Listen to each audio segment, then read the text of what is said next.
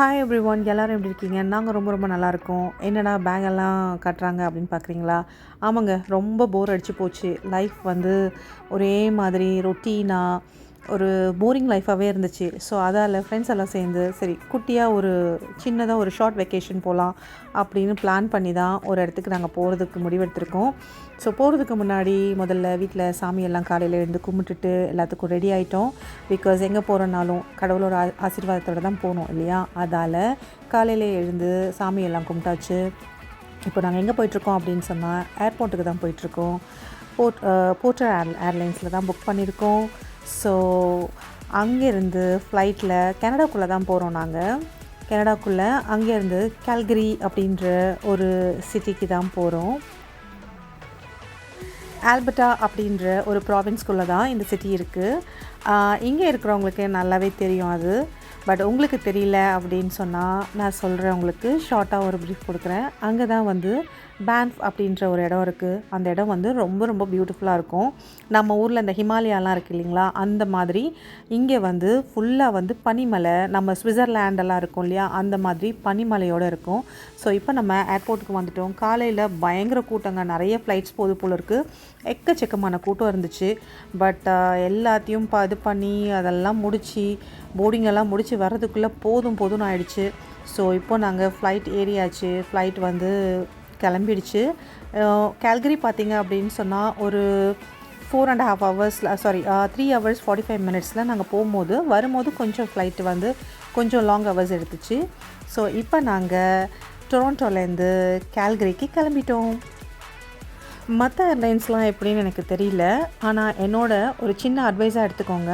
ஏதாவது நீங்கள் வந்து ஒரு ஷார்ட் ட்ரிப் போகிறீங்க அப்படின்னு சொன்னால், ஸ்பெஷலி இந்த மாதிரி போர்ட்டர் ஏர்லைன்ஸ் அந்த மாதிரி ஏர்லைன்ஸ்லலாம் நீங்கள் போகிறீங்கன்னு சொன்னால், நீங்கள் ஏர்போர்ட்லேயே தயவு செய்து ஏதாவது வாங்கிக்கோங்க. ஒரு 3 hours 4 hours ஃப்ளைட் அப்படின்னு சொன்னால், நீங்கள் ஏர்போர்ட்டில் செக்இன் எல்லாம் முடித்து போர்டிங் எல்லாம் முடித்து உள்ளே போனதுக்கப்புறம் ஏதாவது உங்களுக்கு சாப்பிட்றதுக்கு நீங்கள் பேக் பண்ணி எடுத்துகிட்டு போயிட்டிங்கன்னா நல்லது. ஆக்சுவலாக நாங்கள் வந்து காலையிலே போனபடியாக, ரொம்ப அர்ஜெண்ட்டாக போனபடியாக கொஞ்சம் டிராஃபிக்கால் டிலே ஆகிடுச்சு. அதால் கொஞ்சம் நாங்கள் ஸ்டக்கானபடியாக ஒன்றுமே சாப்பிடலை. ஆனால் உள்ளே போனால் எதுவுமே எங்களுக்கு கொடுக்கவே இல்லைங்க. ரொம்ப ரொம்ப கஷ்டப்பட்டோம். ஒரே ஒரு சின்ன ஒரு பட்டாணி பேக்கெட் மட்டும்தான் கொடுத்தாங்க. அது வந்து எங்களுக்கு அது எப்படி பத்துன்றதே எங்களுக்கு தெரியல. ஸோ அதை தான் சாப்பிட்டுட்டு நாங்கள் மத்தியானம் கால்கரி வந்து இறங்குற வரைக்கும் அதோடவே தாங்க இருந்தோம். அதுக்கப்புறம் இங்கே வந்ததுக்கப்புறம் நாங்கள் வந்து ஆன்லைன்லேயே வந்து காரெல்லாம் வந்து புக் பண்ணி வச்சுருந்தோம். ஏர்போர்ட்டுக்கு வந்து ஏர்போர்ட் உள்ளேயே வந்து உங்களுக்கு வந்து கார் ரெண்டல் வந்து நாங்கள் பண்ணிக்கலாம். ஸோ நாங்கள் வந்து இதில் பண்ணியிருந்தோம், என்டர்பிரைசஸில் பண்ணியிருந்தோம். பட் லாஸ்ட் மினிட்ல வந்து என்னோடய ஃப்ரெண்ட்ஸோட கொஞ்சம் அவங்களோட லைசன்ஸில் வந்து கொஞ்சம் ப்ராப்ளம் இருந்தபடியாக அது எங்களுக்கு கேன்சல் ஆகிடுச்சு. அப்போ அதால் நாங்கள் வந்து திரும்ப வந்து ஹர்ட்ஸில் தான் எடுத்தோம். கடைசி மினிட்ல எடுத்தபடியாக எங்களுக்கு கொஞ்சம் கூடவே ஆகிடுச்சு. பட் என்னோடய கைண்ட் அட்வைஸ் என்னன்னு சொன்னால், நீங்கள் கார் ரெண்டெல்லாம் பண்ண போகிறீங்க, அதுவும் ஸ்பெஷலி வந்து லாங் வீக்கெண்ட் டைம் அந்த மாதிரிலாம் எடுக்கிறீங்கன்னு சொன்னால், முக்கியமாக நீங்கள் ஆன்லைன்லேயே எல்லாமே ப்ரிப்பேர் பண்ணி ஆன்லைன்லேயே எல்லாத்தையும் ரெடி பண்ணிவிடுங்க.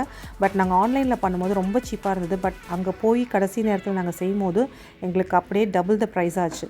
பட் ஸ்டில் இட்ஸ் ஓகே, எல்லாமே கிளம்பி வந்துட்டோம். அதுக்கப்புறம் நாங்கள் எல்லாம் அதுன்னு கணக்கு பார்த்தா எங்களோட ட்ரிப் வந்து ரொம்ப எங்களால் என்ஜாய் பண்ண முடியாமல் போயிடும். அப்படியா இல்லையா? ஸோ அதால் நாங்கள் வந்து காசை பற்றி யோசிக்கலை. ட்ரிப்பை என்ஜாய் பண்ணுற மூடில் ரொம்ப ஜாலியாக காரில் ஏறிட்டோம். இப்போ நாங்கள் பேன்ஃபுக்கு தான் போயிட்டுருக்கோம்.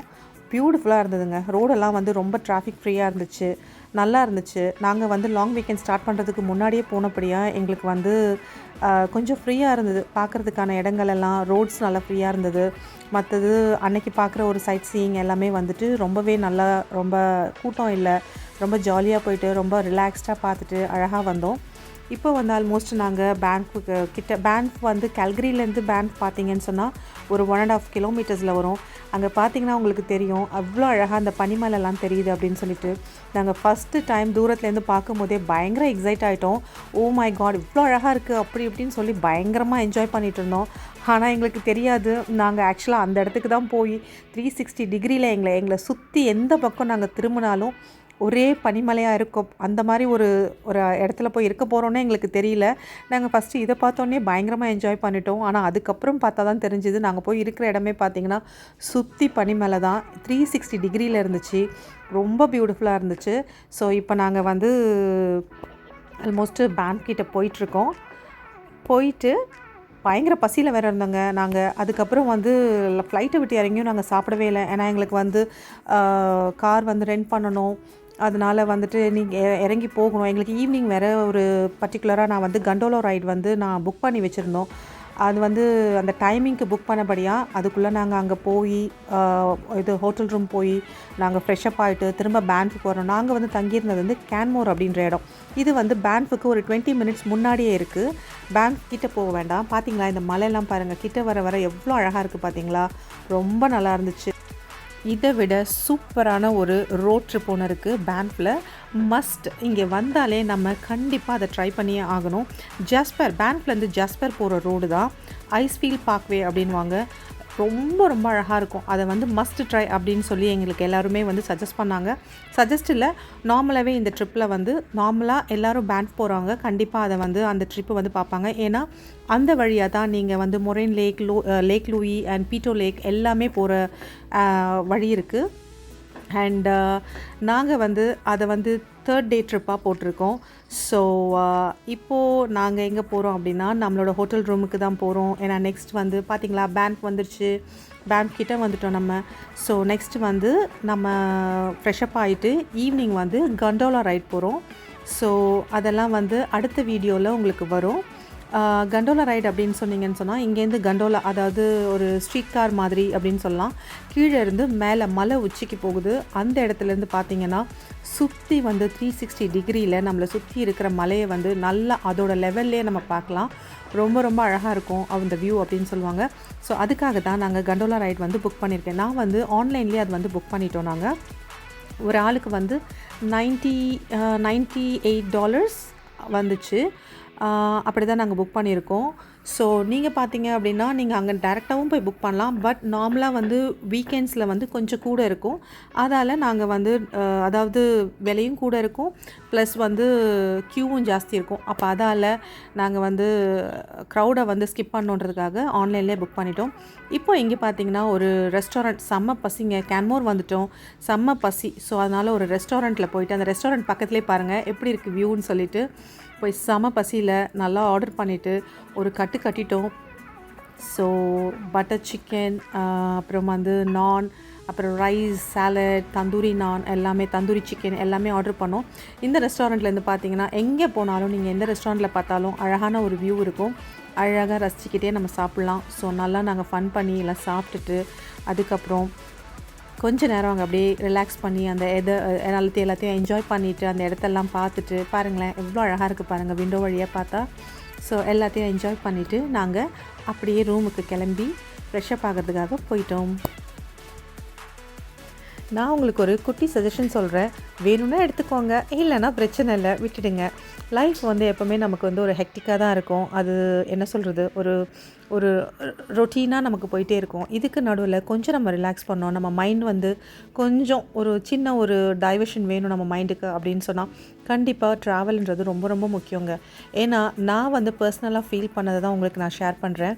ஒரு லைஃப்லக்குள்ளே நம்ம வந்து ரொட்டீனாக போய்கிட்டே இருக்கோம் அப்படின்னும் போது நமக்கு ஒரு கண்டிப்பாக ஒரு சேஞ்ச் வேணும். நிச்சயமாக ஒரு பிரேக் எடுத்தீங்கன்னு சொன்னால் உங்களோட லைஃப்பும் உங்களோட மென்டல் ஸ்ட்ரெஸ் வந்து ரொம்பவே குறையும். இது வந்து பர்சனலாக நான் எக்ஸ்பீரியன்ஸ் பண்ணதுனால தான் உங்களுக்கு சொல்கிறேன். காசு வந்து நமக்கு எப்போவுமே வந்து பிரச்சனை இருந்துகிட்டே தான் இருக்கும். அதுக்கு நடுவில் நம்ம வந்து இப்படியே பார்த்துட்டே இருந்தோன்னு சொன்னால் கடைசி வரைக்கும் எதுவுமே நம்ம என்ஜாய் பண்ணவே முடியாது. ஆக்சுவலாக இந்த பேன்ஃப் வந்து நான் 3 இயர்ஸாக வந்து நான் பிளான் பண்ணிகிட்டே இருந்தேன். பட் ஏதோ ஒரு ரீசனுக்காக தட்டி போச்சு. ஃபினான்ஷியலாக சம்டைம்ஸ் வந்து ஏதாவது ஒரு ஸ்ட்ரெஸ் இருக்கும், இல்லை ஏதாவது ஒரு ஃபேமிலி இஷ்யூ இருக்கும். இப்படியே இது வந்து தள்ளி போயிட்டே இருந்துச்சு. இந்த முறை நான் டிசைட் பண்ணது என்னென்னா, என்ன நடந்தாலும் ஒரு குட்டி பிரேக் எடுத்தே ஆகணும் அப்படின்னு சொல்லி டிசைட் பண்ணபடியாக தான் நாங்கள் டக்குன்னு ஒரு ஷார்ட் பீரியடில் டக்குன்னு அதை டிசைட் பண்ணி ஒரு குட்டியாக ஒரு வெக்கேஷன் போட்டோம். ஆனால் போயிட்டு வந்தது ரொம்ப ரொம்ப ரிலாக்ஸ்டாக இருந்துச்சு. உங்கள் லைஃப்லேயும் இந்த மாதிரி அப்பப்போ ஒரு குட்டி பிரேக் எடுங்க. உங்களுக்கு அந்த எக்ஸ்பீரியன்ஸ் பண்ணும்போது தான் அதோட வித்தியாசம் உங்களுக்கு நல்லாவே தெரியும். ஸோ இது வந்து என்னோடய ஒரு குட்டி சஜஷன். இந்த வீடியோ உங்களுக்கு பிடிச்சிருக்குன்னு நினைக்கிறேன். பிடிச்சிருந்தா like, subscribe and share. Next வீடியோவில் உங்களை பார்க்குறேன். அது வரைக்கும் பாய்.